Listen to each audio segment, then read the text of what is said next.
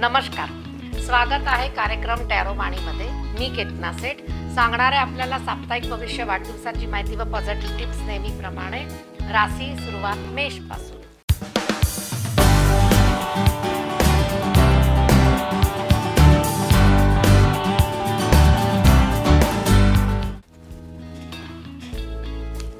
मेष राशीला सन आणि मून हे दोन्ही कार्ड एकत्र आलेला आहे, म्हणजे आठवड्यामध्ये काही अशा दुर्घटना, चांगल्या घटना, धनाच्या घटना, नेगेटिव्हिटीच्या घटना आठवड्यामध्ये होणार आहे। एखादं लग्न ठरता तुटेल किंवा जर ठरलं असेल तरीही तुटेल। नवरा बायकोमध्ये भांडणाचे योग जास्त आहे, त्यामुळे या आठवड्यामध्ये असे काही विशिष्ट कार्यक्रम तुमच्याकडे होणार असेल तर त्याची सावधानता पूर्णतः तुम्ही ठेवायची आहे। कुठेही कारणीभूत कोणी होणार नाही आणि त्याच्या कारणामुळे तुमच्या घरामध्ये वादविवाद होणार नाही ती काळजी घ्या। कारण कार्डमध्ये असं दाखवते की सन आणि मून जेव्हा दोन्हीही एकत्र येतात त्यावेळेला मानसिक शांती धक्का होते आणि तुम्हाला त्या धक्क्यामध्ये तुम्हाला त्रास होतो। थोडंसं या आठवड्यामध्ये मेंटली पीस असेल, तुम्हाला शांतता पाहिजे असेल तर या आठवड्यामध्ये शांत राहा। कुठलेही मोठे निर्णय घेऊ नका। एखादं मोठं डीलिंग केलं, एखादा मोठे पैसे इन्व्हेस्ट केले आणि तुम्हाला वाटणार की 8 दिवसामध्ये त्याचं रिटर्न मला खूप मोठं मिळणार आहे, मार्केट पडेल, लॉस, त्याच्यापेक्षा या आठवड्यामध्ये रिस्क घ्यायची नाहीये। वृषभ राशी।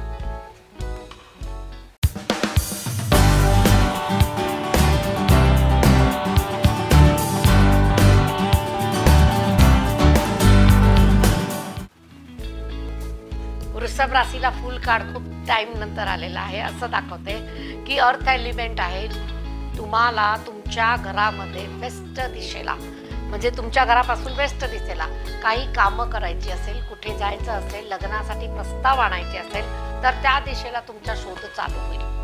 राहत्या घरापासून वेस्ट दिशेला तुम्हाला तुमचं राहतं वास्तू परत एकदा घ्यायचं असेल, इन्व्हेस्टमेंट करायची असेल, जमीन घ्यायची असेल तर ते मिळताना दिसत आहे। या आठवड्यामध्ये वेस्ट दिशेला तुम्हाला जास्त पॉझिटिव्ह आहे।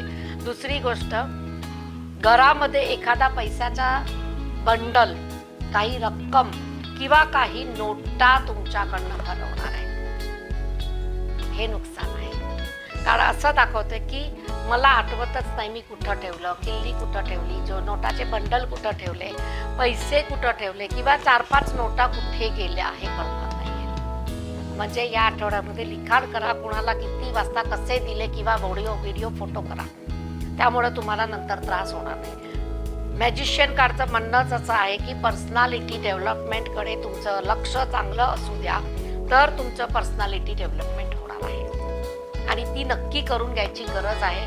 कारण मेष राशीला या आठवड्यापासून नवीन सुरुवात आहे, करायला हरकत नाही आहे। मिथुन राशी।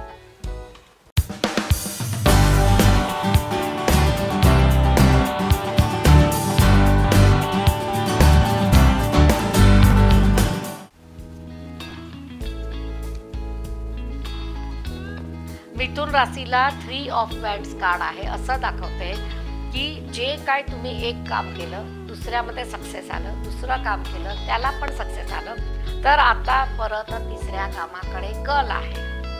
हे एक्सपान्शन आहे, तुम्हाला प्रगती आहे, हे प्लस व्हायला लागलेलं आहे।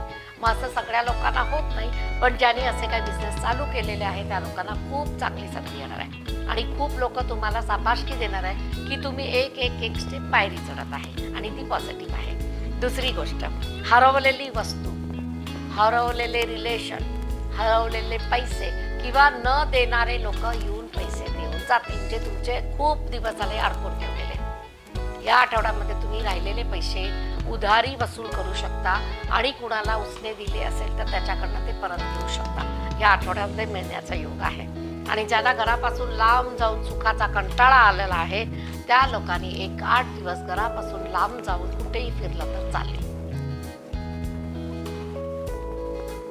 कर्क राशी।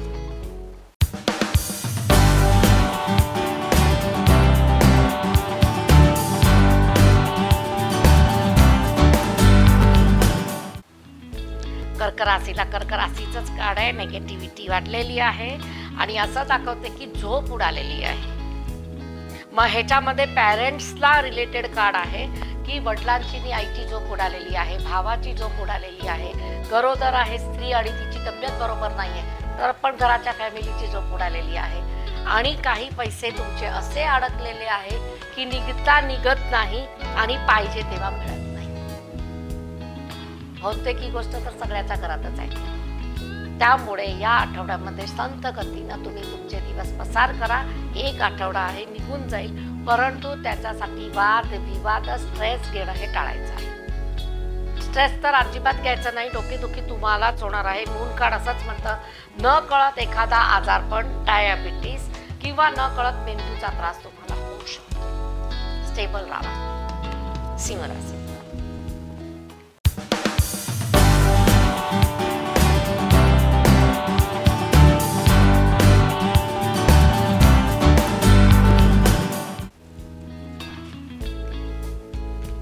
सेलिब्रेशन, पार्टी, तुम्हाला फिरण्यात जायची संधी, परत डेथ कार्ड आहे.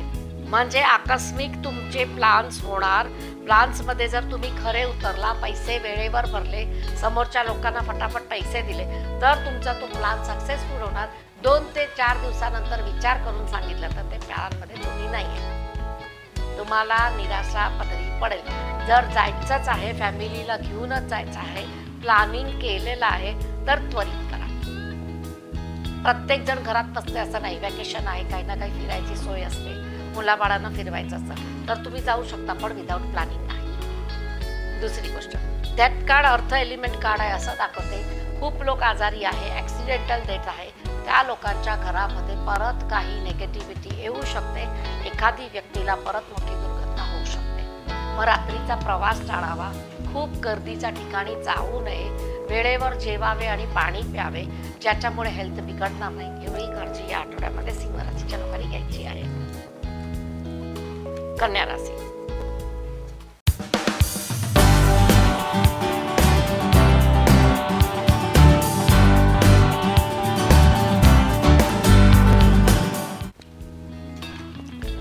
कन्या राशीला व्हील ऑफ फॉर्च्यून बदलायचं आहे, भाग्यचक्र बदलायचं आहे, पण भाग्य बदलत नाही. कारण काय? प्रत्येकाला कारण असतं, तसं त्याला पण कारण आहे ओव्हर कॉन्फिडन्स, खोटं बोलणे, दिवा स्वप्न बघणे, जे घडलं नाही ते घडवून टाकणे, जे हयातीत नाही त्याला आणून बसवणे, काल्पनिक तुम्ही भीतीमध्ये राहणे, नेगेटिव्हिटी सोच पैशासाठी असणे, कोणी देणार नाही म्हणूनच गृहीत धरणे, हे जे काय टिपिकल थॉट्स आहे ते सबकॉन्शियस माइंडमध्ये गेल्यानंतर भाग्यचक्र बदलत नाही. कन्या राशीला भरपूर त्रास आहे. घाबरून जायचं कारण नाहीये. थॉट्स पॉझिटिव्ह करा, काम सगळं होणार आहे. ज्यांना ही सवय आहे ते काढायसाठी ते कार्ड आलेले आहे की जर ही सवय बदलली नाही तर एकतर एक आठवड्याच आहे, पुढं पण असंच राहील. म्हणून सवय बदला. या आठवड्यापासून तुम्हाला वेळ आलेली आहे. तुला राशी.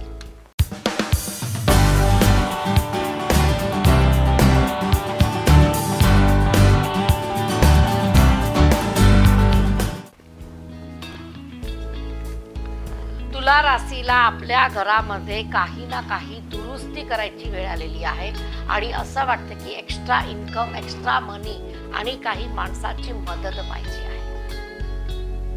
होऊ शकते.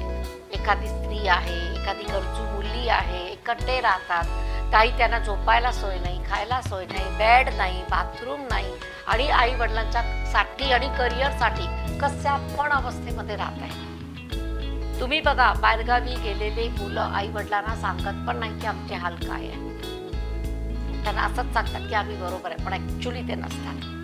खूप कॉम्प्रोमाइज आणि खूप ॲडजस्टमेंट असते. माझ्या लोकांना एखाद वेळा आकस्मिक मदत मिळेल, चांगली रूम मिळेल, पार्टनर मिळेल आणि अशा पद्धतीनं तुमचं सेलिब्रेशन पार्टी या आठवड्यात होणार आहे. ज्यांना रूम बदलायची आहे, जागा बदलायची आहे, वास्तू बदलायची आहे, त्या लोकांना चांगली वेळ आहे. मुहूर्त बघून तुम्ही बदलू शकता. कितवा गुरु आहे हे विचार करण्यापेक्षा कसा आहे आणि फायनान्शियल आपल्याला झेपेल का ह्याचा विचार करून घर वगैरे मांगिक कार्य करतात. वृश्चिक राशी.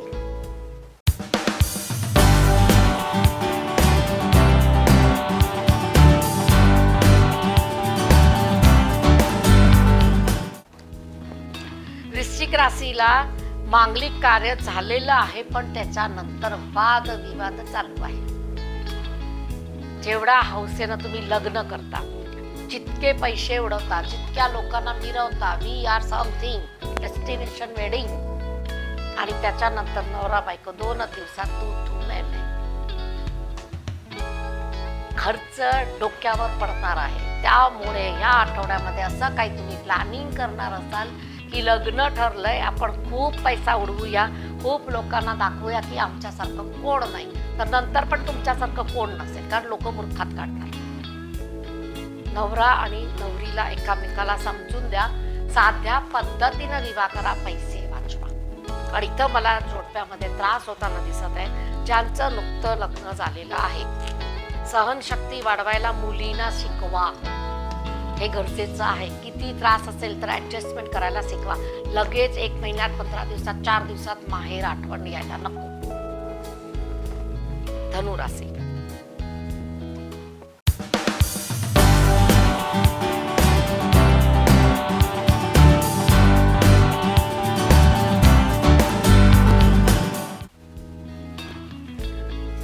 धनुराशीच्या लोकांना कामामध्ये सफळता, विदेश प्रवास, विमानात बसायची वेळ आणि परदेश गमनसाठी आणि एखादी मोठी प्रोजेक्ट मीटिंगसाठी तुम्हाला जायला लागणार आहे.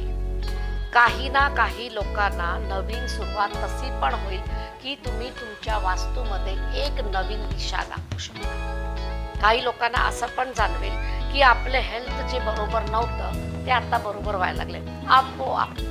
हे गुरुची परिस्थिती आहे. तुमच्या चेहऱ्यावरती तेज येणार, बोलण्यामध्ये कॉन्फिडन्स येणार आणि लोक तुम्हाला मानायला लागणार. या आठवड्यामध्ये वृश्चिक राशीला खूप चांगली वेळ आहे. चांगली वेळेमध्ये चांगली कामं करा, वायफळ वेळ घालवू नका, प्रोडक्टिव्ह कामं करा ज्याच्यामधनं पैसे मिळणार.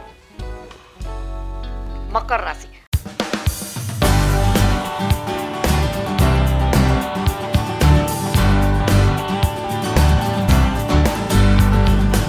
मकर राशीला त्रास चालू झालेला आहे. हार्टमध्ये वेदना दाखवतात, हेल्थ नादुरुस्त आहे, खाण्यापिण्यावरती संयम गेलेला आहे. तेलकट, तिखट, वायफळ दोन्ही कार्ड निगेटिव्ह आहे. दोन्ही सर्जरी कार्ड आहे. जर तुम्ही लक्ष नाही ठेवलं तर अचानक पोटाची सर्जरी, डोक्यावरती सर्जरी किंवा टाके पडणे, ऍक्सिडेंट होणे आणि ब्रोकन हार्ट हे पण दाखवते की तुमचं एखादा रिलेशन ब्रेकअपला जाणार आहे. तर या आठवड्यामध्ये संथ गतीने सौम्य बोलून सगळं करा. हेल्थची काळजी खूप करा. जर बाहेरची खायची खूपच सवय पडली असेल आणि जिथं वाटेल तिथं ज्या वेळेला त्या वेळेला वेळेचं भान नाही तर हेल्थ ओके नाही आहे. डॉक्टरला संधी आहे. कुंभ राशी.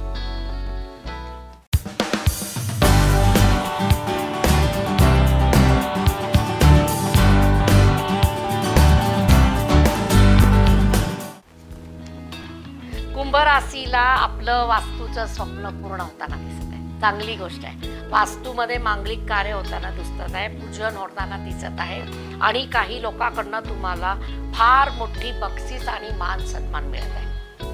पॅरेंट्सकडनं असेल, भावाकडनं असेल, अचानक एखादा भाऊ अब्रॉडकडनं तुमच्याकडे शिफ्ट होणार असेल तर त्याच्यासाठी तुम्ही वास्तू बघून ठेवला असेल, तिथं पूजा असेल, धार्मिक कामामध्ये तुमचा सहभाग आहे आणि ही चांगली गोष्ट आहे. करायला अजिबात हरकत नाही आहे. त्यानं आणखीन गुरु स्ट्रॉंग होतो.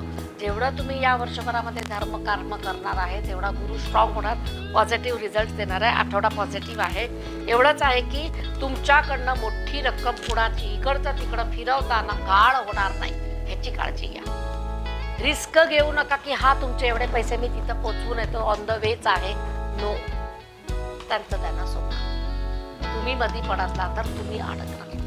मीन राशी.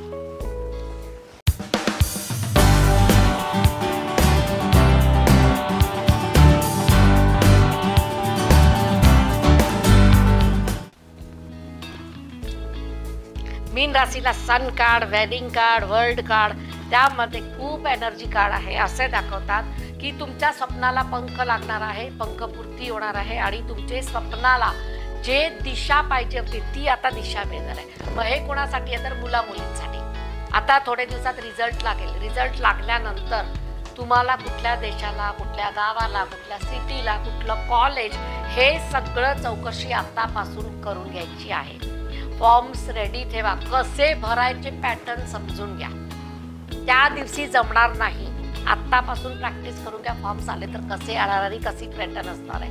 नंतर फोडाफोडी, चकाचकी, चेंजेस, बायोलॉजी घेऊ, मॅथ्स घेऊ, हे करत बसायचं नाही आहे. फिक्स फॉर्म भरून ठेवा, तेच कॉपी पेस्ट तिथं करायचं. दुसरी गोष्ट, वाहन व्यवहार आता तुमचे मोठे होणार आहे. ज्यांची वाहन खरेदी विक्रीचं काम आहे, मोठे वाहन ट्रॅव्हल करतात, बसेस वगैरे परचेस करतात, त्यांच्यासाठी पण वर्ल्ड कार्ड आहे. चांगले कामं होणार आहेत. आठवड्याभरामध्ये नावलौकिक खूप आहे. मीन राशी, मीन राशीचंच होतं. आता हे झालं 12 राशीचं. आता आपण बघूया वाढदिवसाची माहिती. ज्यांचा वाढदिवस आहे त्यांना कार्ड अतिशय पॉझिटिव्ह आलेले आहे आणि सफलता प्राप्त होण्यासाठीचं वर्ष आहे. जे काम करता, जिथं तुम्ही ॲडमिशन घेतलेलं आहे, जिथं तुमचा अभ्यास चालू आहे किंवा ज्या देशामध्ये राहता, प्रगतीचा आलेख मोठा होणार आहे. तुम्हाला 1 बाय 1 स्टेप कसं जायचं ते तुम्ही शिकून घ्या. आळस करणं वर्षभरामध्ये चालणार नाही. हेल्थकडे दुर्लक्ष चालणार नाही.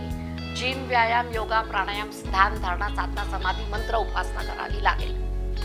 एवढं सगळं बोललं, पण त्याच्यातनं एकतर करावी लागणार आहे. पण गरजेचं आहे. वाढदिवस आहे, सुरुवात करा. आई वडिलांना वर्षभरामध्ये दुखवायचं नाही. गुरुतुल्य व्यक्तीचा अपमान, त्यांच्याबद्दल टीका, त्यांच्या बरोबर वाद वर्षभर करायचा नाहीये. मग नुसतं शिकवतात ते गुरु नसतात. ते प्रोफेशनल गुरु आहे, जे तुमच्या लाईफला शिकवतात. पण पर्सनल लाईफमध्ये, डे टू डेच्या लाईफमध्ये जर एक बाई पण तुम्हाला एक काही शिकवून गेली आणि एक सल्ला मोलाचा दिला, तर ती पण तुमची गुरु झाली. म्हणजे लेवल वाईज बघू नका. ज्यांच्याकडनं चांगलं तुम्हाला काही मार्गदर्शन मिळते ते तुमचा गुरु आहे. त्यांना दुखवायचं नाही. फ्रेंड्स पण असू शकतात. तिसरी गोष्ट, बाहेरचे व्यवहार. बाहेरच्या देशातनं काही एक्सपोर्ट इम्पोर्ट वर्षभर करण्यासाठी लायसन्स मिळेल, ज्यांना अशी इच्छा आहे. आणि त्यांच्या घरामध्ये मांगलिक कार्य होताना पण दिसत आहे. विदेशी नवरा बायको दोन्ही मिळू शकते. म्हणजे मुलगी इथली आहे, विदेशचा मुलगा येईल, मुलगा इथला आहे, विदेशची मुलगी. लग्न इंडियामध्ये होताना दिसत आहे. वर्ष चांगलं आहे. देव उपासना आवडत्या देवाची करा. ज्या तुमच्या घरामध्ये धार्मिक पद्धती चालू आहे त्या यूज करा, त्या फॉलो करा आणि त्या रिच्युअलमध्ये तुम्ही रिच्युअल करा. मेडिटेशनला तुम्हाला जे ओम, ध्यान, धारणा, ज्यांचं तुम्हाला ऐकायचं ते ऐकू शकता, पण करा. मेडिटेशनची वेळ तुम्हाला 4 ते 7 आहे. ब्रह्ममुहूर्तामध्ये गेली तर सर्वात बेस्ट होणार. Energetic channel. आता आपण बघूया पॉझिटिव्ह टिप्स. पॉझिटिव्ह टिप्समध्ये मला एक मेसेज आलेला की तुम्ही आम्हाला जे काय उपाय सांगता, मग ते उपाय करायचे किती दिवस, काम झाल्या झाल्या बंद करायचे का, आणि काम नाही झालं तरी पण बंद करायचे का. हे कसं आहे, डायबिटीस झालेला तर तुम्हाला औषध घेणं गरजेचं आहे, कडू खाणं गरजेचं आहे. बीपीची गोळी आयुष्यभरासाठी लागते. डायबिटीस कमी झालं, जास्त झालं, आयुष्यभरासाठी गोळी आहे. त्याला 1 दिवस गॅप घेतला परत तंत्र बिघडते. टीबी आहे त्या लोकांना 1 दिवस गोळी चुकली तर परत वर्षाचं गणित बिघडते आणि परत 1 to 1 चालू होते. मग मंत्र जप, उपाय, साधना हे पण अशीच आहे.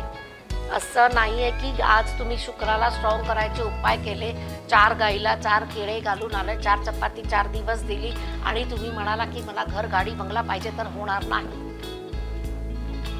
मग सगळे तसंच करत असणार आणि गाईचे गोटेचे धंदे चालू करणार, रोज इथं पैसे येणार. हे उपाय सतत आणि सतत करायचे आहे. लाल किताबमध्ये तर कुठलाही उपाय 43 डेज आहेच आहे, 1.5 महिना. ते केल्याशिवाय तुम्हाला रिझल्ट नाही म्हणूनच सांगतात, कारण तुम्हाला ती सवय पाळतात. तिलक करायचा, माळ जप करायची, व्यवस्थित आसनवर बसून पूजा करायची, स्वच्छ कपडे घालायचे, रूम नेटकं ठेवायचं, हे पण एक पूजा आहे. हे डेली तुम्ही 43 डेज करा, तर तुमच्यामध्ये चेंज होणार. मग मंत्र जप, जे काय तुम्हाला गुरु रिच्युअल देतात, स्विच वर्ड आहे, स्विच नंबर आहे, कंटिन्यू करा. जर चांगलं झालं तर ते चांगलं टिकवायला नको. एकदा पैसा मिळाला तर आयुष्यात काय पैशाची गरज नाही पडणार का. पडणार आहे ना, मग ज्या उपायानं तुम्हाला फळ प्राप्त चांगलं होतंय, एखादी देवी देवता एखादा कुबेर तुम्हाला पावतोय, तर तुम्हाला त्याची पूजा सतत करायची आहे. काही लोक काय करतात की मला सांगतात, मॅडम तुम्ही हा मंत्र दिलेला, माझ्या मुलांनी काय केलं नाही, पण त्याच्यासाठी मी केला, पण माझा मुलगा तर फेल झाला. हे पण सत्यच आहे ना. आई वडीलच करतात, काही लोक मुलं मानतच नाहीये. मग त्यांना असं वाटतं की ऍटलिस्ट आम्ही आमच्या मुलासाठी करू, ज्याचा रिझल्ट त्याला मिळेल. पण त्या मुलगाचं रिसिव्हिंगच नाही आहे, त्याला तुम्ही त्याच्यासाठी करता, त्याला ते आवडतच नाहीये, तर ते त्याला लागू होत नाही. तुमचा ग्रह मात्र स्ट्रॉंग होतो सहन करायला, की त्याचा रिझल्ट निगेटिव्ह आलं तरी तुम्ही ते सहन करता. मग अशा वेळी तुम्ही तुमच्या मुलांना असं सांगा की जे काय आई वडील तुमच्यासाठी करतात त्याला ॲटलिस्ट रिसिव्हिंग तर व्हा, की हां तू माझ्यासाठी करतीस ना, ओके मी रिसिव्ह करतो, तू कर माझ्यासाठी काय करायचं आहे आणि मी वेळ मिळाला तर करेन. एवढं जरी मुलांनी केलं ना तर तुमचं ते पावर त्यांना मिळतं. एरवी नुसतं ती क्रिया आहे, जर त्यांनी तुमचं सहनच केलं. दुसरी गोष्ट, तुमच्या घरामध्ये वास्तूमध्ये दोष असेल आणि ते दोष काढायचे असेल आणि त्याच्यासाठी काय उपाय करायचे असेल, तरी पण तुम्हाला मंत्र जप दिले असेल, वास्तूचे उपाय असेल, काही रेमेडीज असेल, कंटिन्यू करायचे आहे, बंद करून चालत नाही. छोट्या छोट्या गोष्टीवरनं संसार चालत असतो आणि ते क्लिअर केल्याशिवाय आपल्याला पुढे जाता येत नाही. काही लोकांच्या घरामध्ये मी किती सारे देव बघितलेले आहे, ह्या देवाची पूजा ह्याचा उपवास, ह्या देवाची पूजा ह्याचा उपवास. तुम्हाला आता एवढे वर्ष ही सवय पडलेली आहे, बंद करू नका. फळ नाही मिळालं म्हणून चिडू नका. देवाची कृपा देर होणार, पण होणार. देर आहे दुरुस्त आहे असतं ना, तसंच तुमच्यावर होणार. पण श्रद्धेचा भाग आहे, श्रद्धा आली तर सगळं आलं. एक जातकाचा प्रश्न असा पण होता की त्यांनी विचारलेलं, मला अजिबात देवधर्म आवडत नाही, मी नास्तिक आहे, मी देवावरती विश्वास ठेवत नाही, मी कर्मठ आहे, माझे पप्पा कर्मठ आहे, आम्हाला कधी ज्योतिषाकडे जायची गरज पडली नाही. मग त्यांच्या घरामध्ये भरपूर लक्ष्मी पण आहे. मग त्यांना असं वाटतं की आमचं सगळं पुण्यच बरोबर आहे, तर आम्हाला कुणाला काय जायची गरज नाही, विचारायची गरज नाही, आहे तसं खाऊन पिऊन मोकळा होतो. पण ग्रहाची चाल आहे, त्या घरामध्ये एका व्यक्तीला राहूची महादशा लागली, एका व्यक्तीला 7.5 लागली आणि जेवढं होतं तेवढं हळूहळू बाहेर गेलं. अशी परिस्थिती आली की त्यांच्याकडनं चुकीचे निर्णय घेतले गेले आणि त्याच्यानंतर ते लोक चुकीच्या मार्गावर गेले, चुकीच्या लोकांना पैसे वाटत गेले आणि असे षडयंत्र त्यांच्या बरोबर झाले की कोर्ट आणि कचेऱ्या चालू झाल्या. आणि आत्ता म्हणतात की हे सगळं झालं कसं? घमंडमुळं. देव जेव्हा देतो तेव्हा पण स्वस्थ राहा, एकदम नॉर्मल राहा, नसेल तेव्हा पण नॉर्मल राहा. परीक्षा आहे, पास व्हा. मुलांकडनं अपेक्षा ठेवता की खूप अभ्यास कर आणि परीक्षेला पास हो, हे पण संसाराची परीक्षा आहे, त्याच्यात पास व्हायला वेळ लागतो. आणि जे हुशार आहे ते लवकर होतात, त्यांना डिग्री मिळते, PhD होते. परंतु अशा घटना जेव्हा घडतात तेव्हा त्यांना ज्योतिष शास्त्राशिवाय पर्याय नाही. म्हणून शास्त्राला दोष देऊ नये.